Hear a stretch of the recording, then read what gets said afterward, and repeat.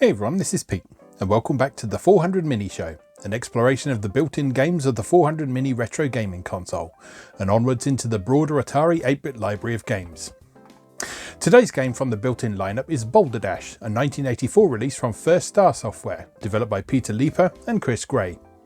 Boulder Dash was an immediate hit and exploded in popularity, spreading to all manner of home computer, console, handheld and even arcade machines following its original release.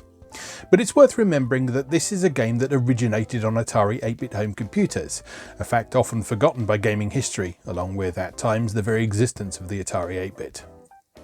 The story of Boulder Dash's development goes that Peter Leeper, an aspiring game developer at the time, was put in touch with Chris Gray after he reached out to a local publisher. Gray had submitted a program published in BASIC, which apparently wasn't quite good enough to release commercially, but which had definite potential. Leeper's initial intention was simply to convert Gray's design to machine code so it ran faster, but he subsequently decided to expand on the concept. First of all, he converted the game to the fourth programming language, then he rewrote it in assembly language for the final release.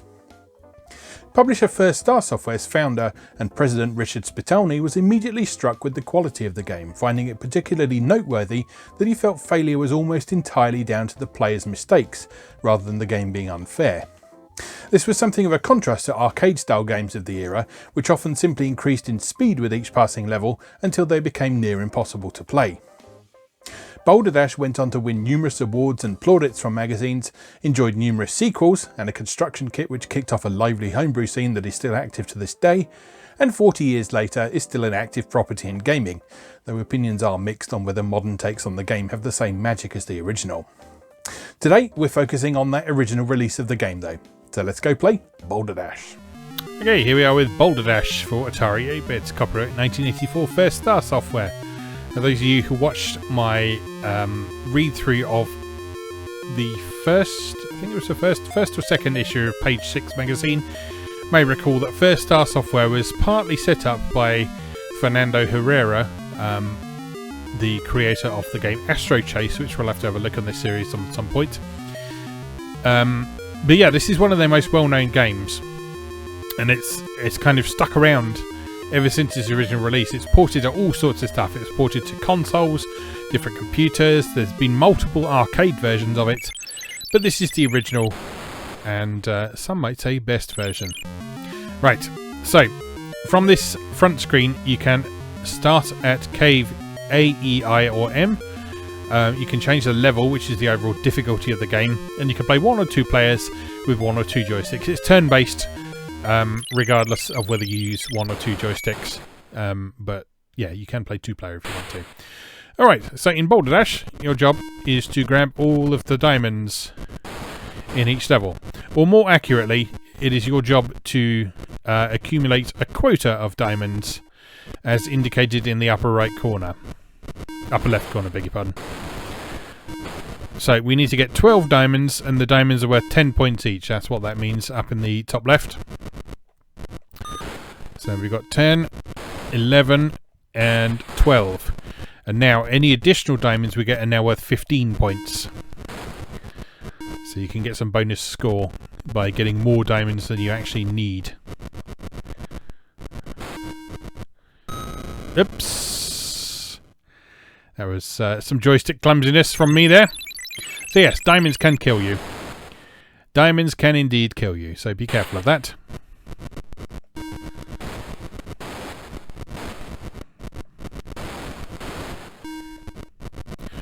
So yeah, Boulder Dash is the quintessential dirt and boulders game, as I like to call them.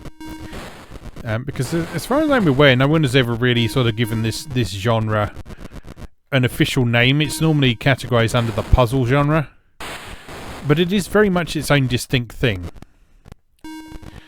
And it's distinct from stuff like Dig Dug and Mr. Do and that sort of thing as well, by the size of the levels and the stronger focus on puzzle elements. So like Dig Dug and Mr. Do have similar mechanics, but they're not really puzzles as such. They're action games where you need to sort of fulfill the conditions of the level without dying, which you still have to do here, yes, but there's a much stronger focus on figuring out how to use the mechanics to your advantage. Right, that flashing square thing is a firefly. They kill you if they touch you, and they explode if you drop a rock on them. And when they explode, they can actually blow holes in walls and things. So in later stages, you have to make good use of that, which is something I'm not very good at. Yeah, I will preface this playthrough by saying I'm not very good at Boulder Dash generally. I can generally reliably get to about the 3rd level.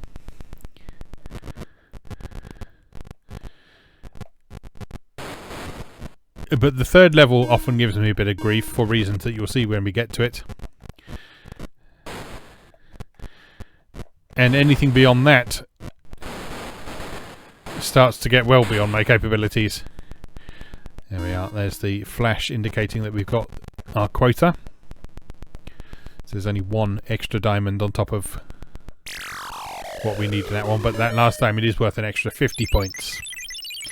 Alright, here is the 3rd level. This might not look difficult, but it is designed in such a way that it's quite easy to get yourself into an unwinnable situation. So you got to be very careful about dropping boulders in this level, because dropping them in a non-sensible place could potentially cut you off from reaching some of the diamonds or even the exit. Oh no!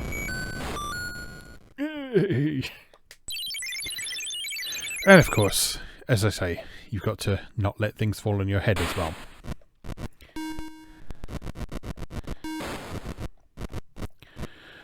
So the little protagonist in this game is called Rockford, if you weren't familiar.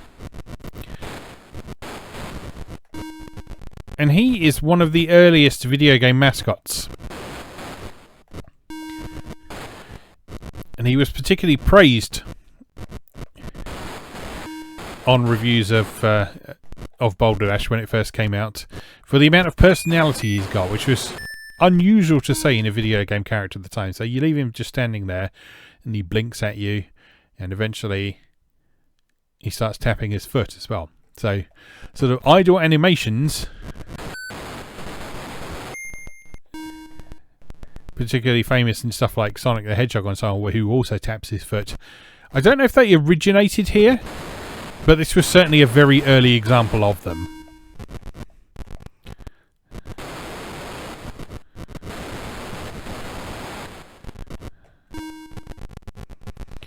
So one part of Boulder Dash that you have to kind of get to grips with pretty quickly is the physics system, because there is one. It's obviously not as advanced as physics systems that we see in games today, but no, there nonetheless is a physics system at play in here. Oops. And it particularly relates to how the boulders work, and by extension other things that behave like boulders, such as the diamonds. So one of the trickiest things to get to grips with is the fact that top-heavy piles of stuff will topple. So if you look, you'll often see when there's a boulder on top of something, if you dig out some space next to it, whatever is on top will actually topple down to one side.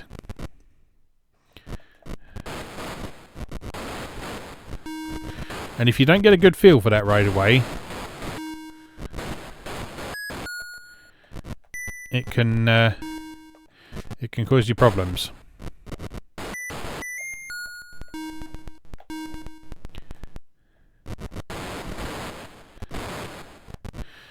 But that's just one of many remarkable and interesting things about this game.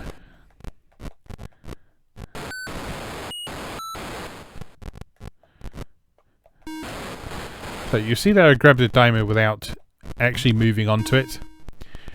In Boulder Dash, if you hold down the fire button and push a direction, you'll dig out a square or interact with that direction without actually moving into it. And that is very helpful for things like triggering falling boulders onto enemies, which you need to do in some stages. So like I said, the fireflies that you'll encounter. They can blow holes in walls. There's also butterflies that you'll encounter on some levels that turn into diamonds when you explode them by dropping a boulder on them. Oh, we might have a problem here. No, I think we're good.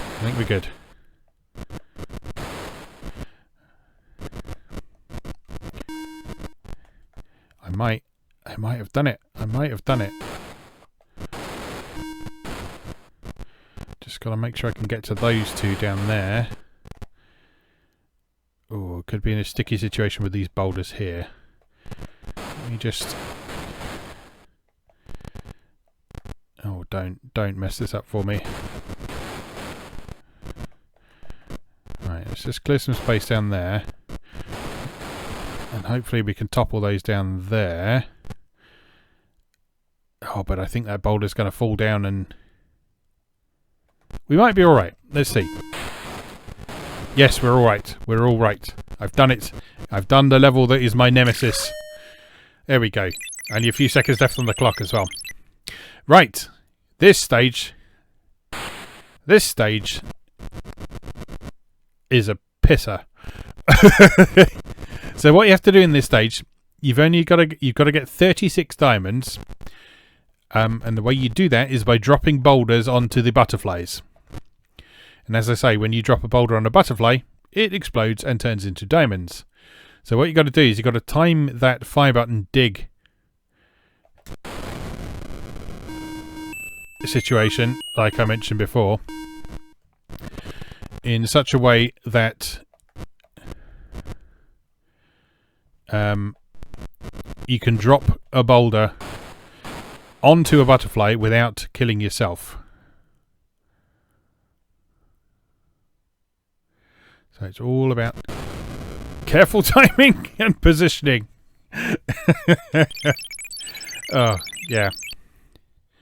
I'm sure you can see the issue. Right. Let's try again.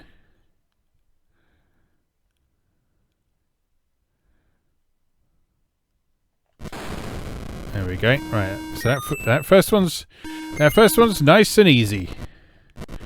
Nice and easy. Right. So let's bring this one over there.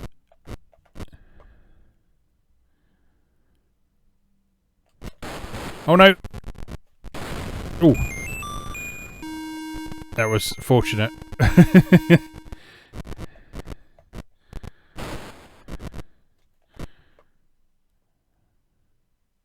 And time it carefully and drop! There we go. It's the pressure of doing it on camera. It's working for me. Right, and drop. No! No, no, no, no, no. Oh, hello. Right, I can use this to my advantage.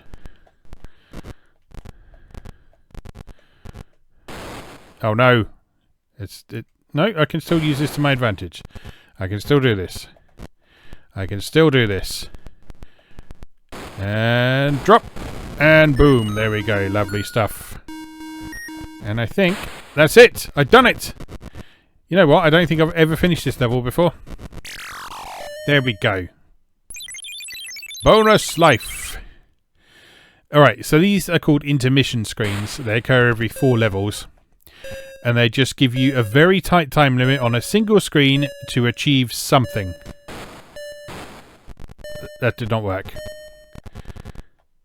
So I don't think you lose a life if you run out of time there. You just don't get your bonus life. Alright, here we are. Player 1, 3 men, E1. Right, this one we have the fireflies to deal with. And there's no rocks on this one. So what we've got to do is we've got to dig out a pattern around them that will cause them to stay out of our way as much as possible.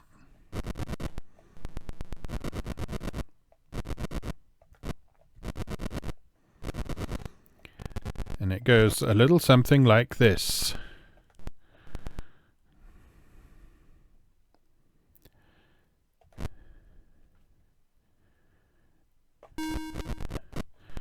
That's it. Again, wait for it to go away. And sneaky, sneaky.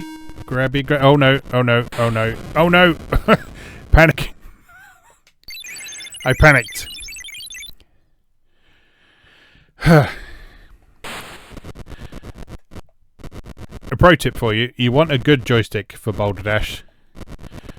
I'm using the CX stick that comes with the Atari 400 Mini, which is perhaps not the best choice.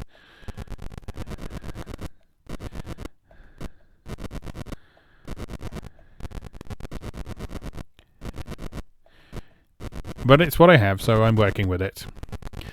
Right. Let's try this again.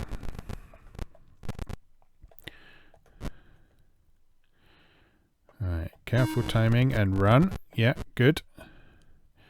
Careful timing and run. Good. Careful timing and run. Good. Careful timing and run. Where's the exit? Where's the exit? Where is the exit? I don't know where the exit is. There it is. Oh, I'm on an absolute roll today.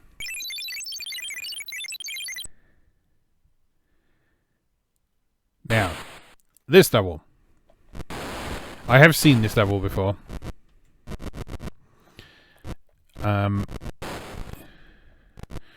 it's another one where you've got to try and sort of manipulate the behaviour of the fireflies as much as possible. Or ideally destroy them, because you've got rocks that you can destroy them with in this one.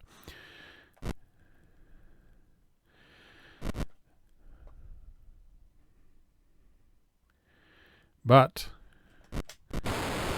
not always that easy.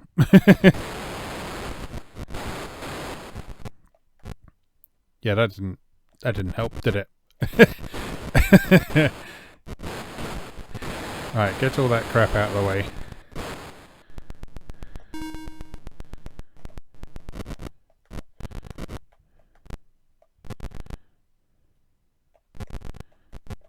Are you gonna come up here? Yeah, you're gonna come up here, and you're... No, go away! Oh god, it sounds so easy. You've just got to get 4 diamonds on this level. Just got to get 4 diamonds, but... Oh, it is not easy. Right, let's try again. Right, take this out, and then...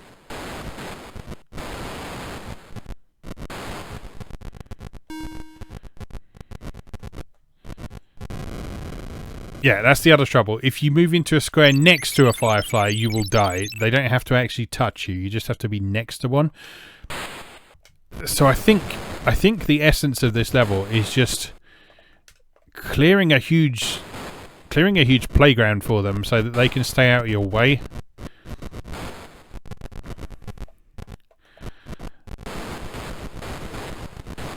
So if we dig out a load of dirt all over the place...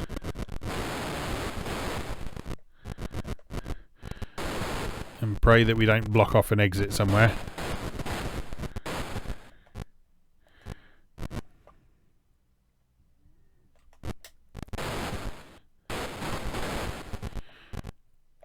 And they follow the edges. That's an extra life if you're wondering what that funny effect is.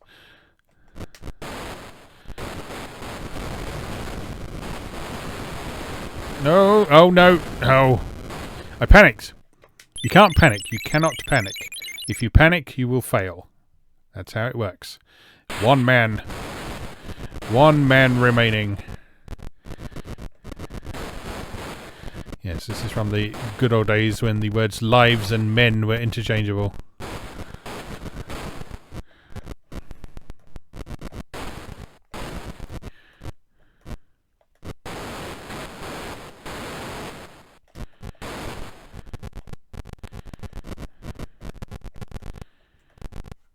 He's actually still trapped in there. There we go. Okay, so he's going to go around there.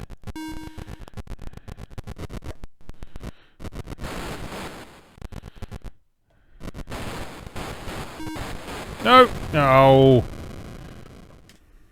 Game over. Very upsetting. Alright, anyway. Let's have a look at a slightly later level. So let's have a look at Cave I.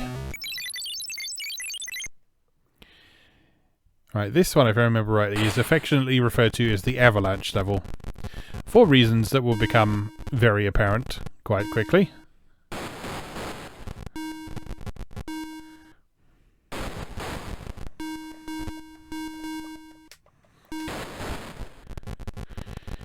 Because what we have to do is... Boop! Oops. Not that. That's not what you have to do. That is not what you have to do by any means. Right, again.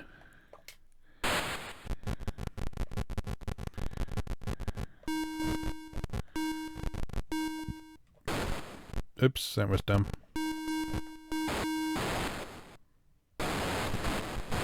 But it's okay. It worked out. Right, what you're actually supposed to do is dig that out and then move out of the way and let it all fall. Let it all fall down.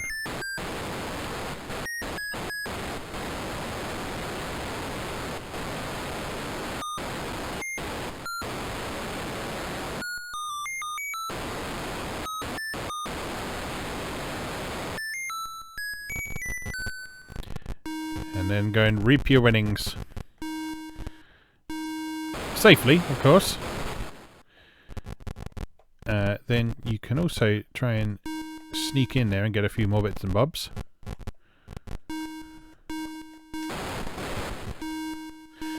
But bear in mind the things we've talked about boulders toppling.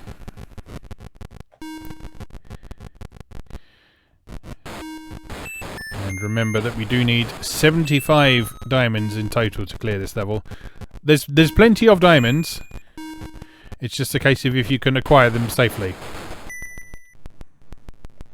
And without inadvertently blocking your access.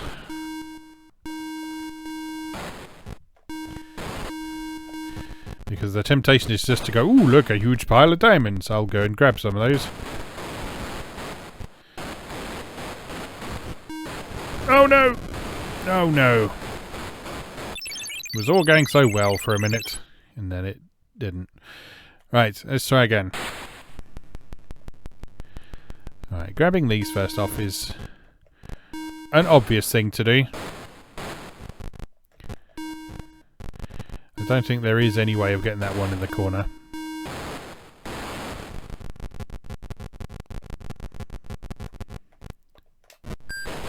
So let's just take our time. Let them all fall.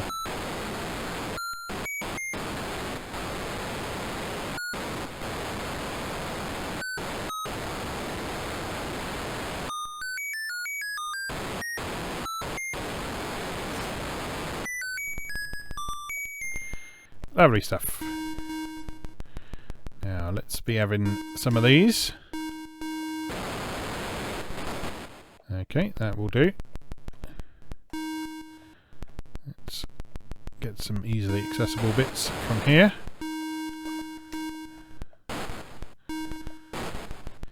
Okay, good.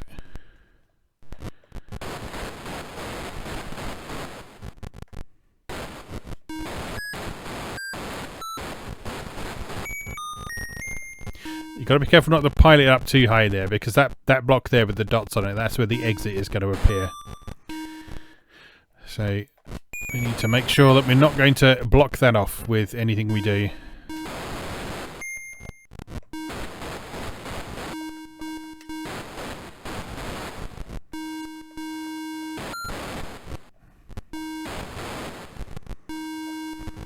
Okay, so that's 56 diamonds already. Not sure we can get it any more easily there, so let's cause a avalanche on this side. Oh no! Just not quick enough. I blame my joystick. I blame the joystick. Like I say, you want a responsive joystick to play Boulder Dash.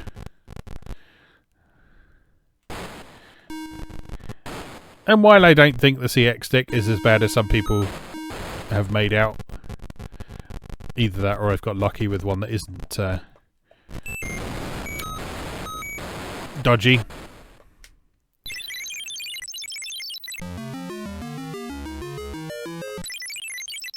It's you still need a firm hand. Right, let's have another go at this. So I feel like I can do this. I feel like this is doable.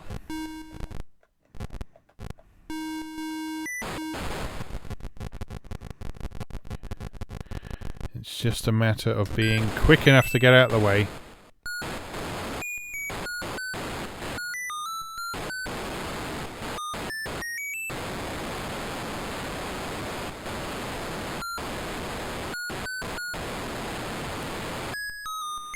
Just letting everything fall.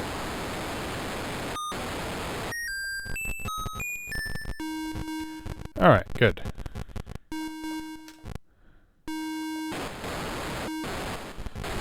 Okay, good. And we'll just... Oh no! I'm an idiot. I'm an idiot. That was entirely my own fault. I take full responsibility for that.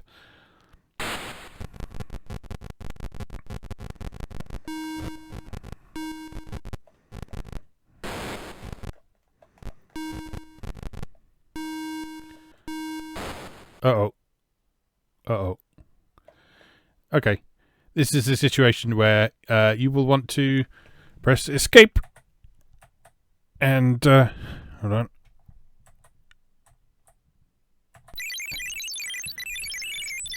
And just lose a life. Let's try that again. If you get yourself into an unwinnable situation, you just press escape. It costs you a life and you can start the stage again.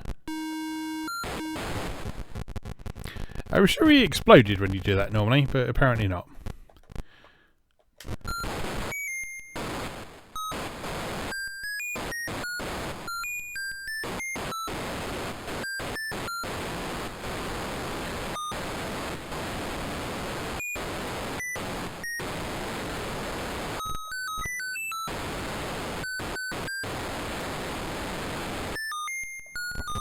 I've always liked the sound effects in this game. I think they're a good demonstration of pokey capabilities, and they fit the action really nicely. Oops. Lost myself a free diamond there. But oh well. Surely one diamond won't make any difference, will it? No, no, of course not. Oh, now this is a different approach to what I've taken before, isn't it? That was stupid. That was stupid.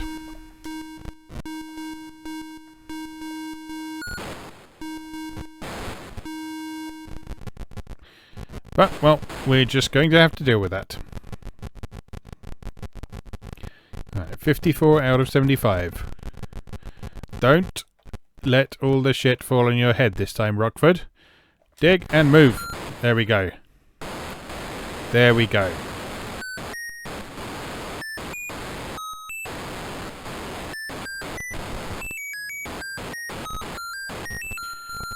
Right, I've just got to be very careful that it doesn't pile up and block off my way back to the exit.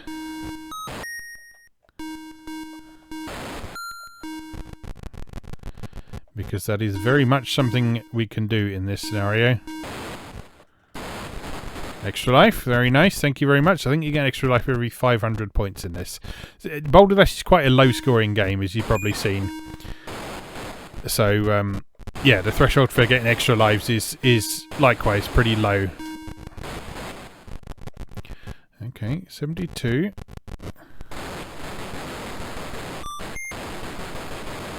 73, 74. 75, I've done it! I've done it! I think I've done it.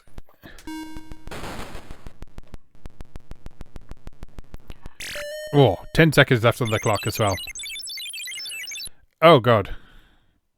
Oh god. What is happening?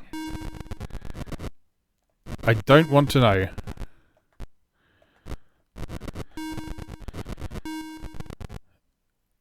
no. I've got to let them out. I don't want to. I don't want to let them out.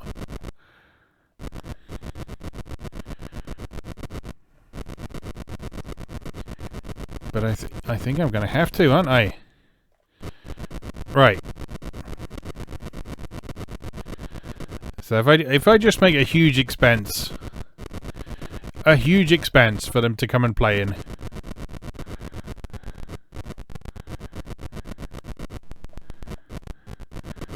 That'll be safe, surely. Surely.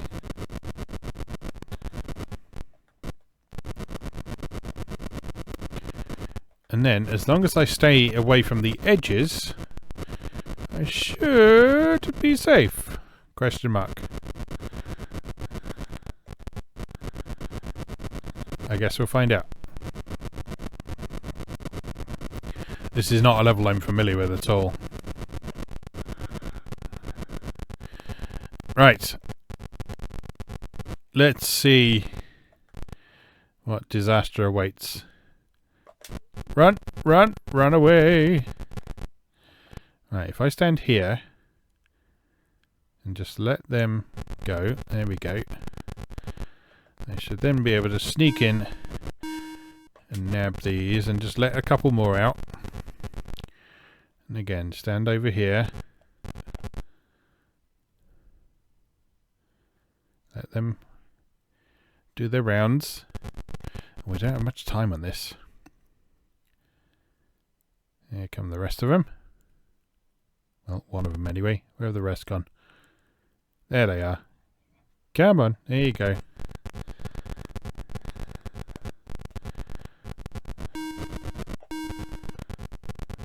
Uh-oh.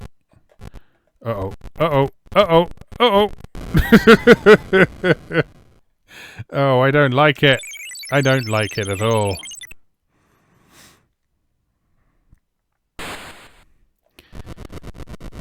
Oh dear me. This is not a nice level. This is not a nice level at all.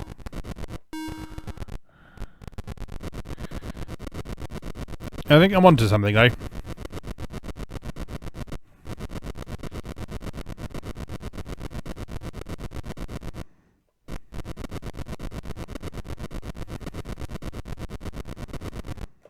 Because they'll only ever follow the edge of a passageway. If you dig out a huge block like this, you create yourself a safe zone. But the trouble is in the timing. In the timing of when you go in and grab the rest of those diamonds. Because as you saw, if they come back in at the wrong time, then you are in trouble.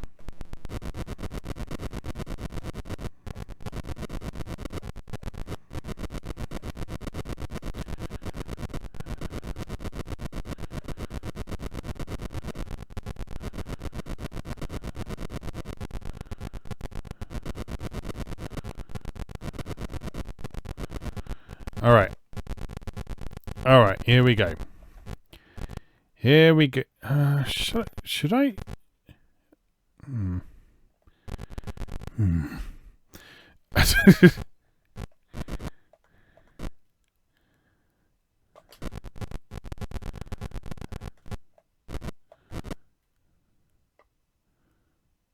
No.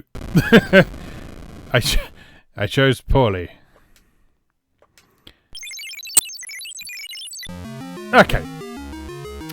I think you probably get the idea of how Boulder Dash works if you've somehow not come across Boulder Dash ever in the last 40 years. But yeah, this is the Atari 8-bit version, the original version, one that I grew up with, one that I'm still very fond of to this day, despite not being very good at it and having got the furthest I've ever gotten today. So I'm quite pleased with that. And yeah, lots of ways to play Boulder Dash today.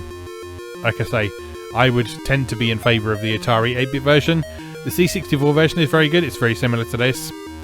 The console versions are interesting because a lot of them are Japanese developed, so they change the aesthetic quite a bit.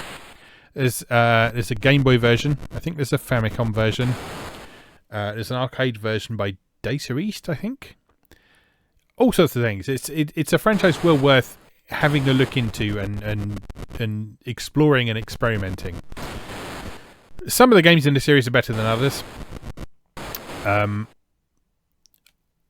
I've always been particularly fond of this first game because a lot of the later games kind of assume that you are already good at Boulder Dash, and I'm not brilliant at Boulder Dash.